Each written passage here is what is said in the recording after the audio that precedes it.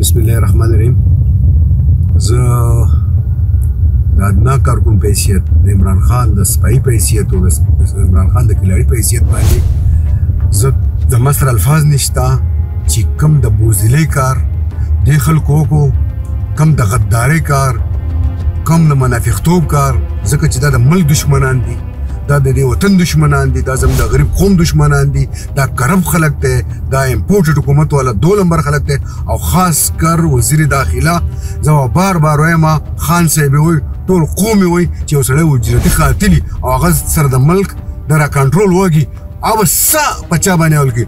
موږ د عمران خان سره زمونږ مرګ، زمونږ ژوند، زمونږ ځان د خپل ملک لپاره دی، د خپل عوامو لپاره دی، د عمران خان لپاره دی. موږ سخت مذمت کوو.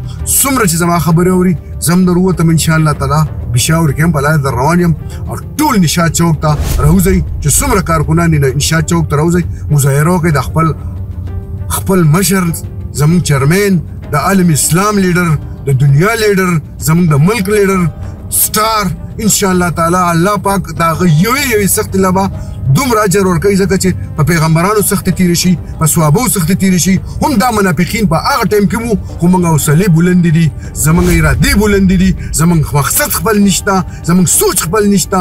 زموږ سوچ د دې ملک دی، د دې غریب عوام دی.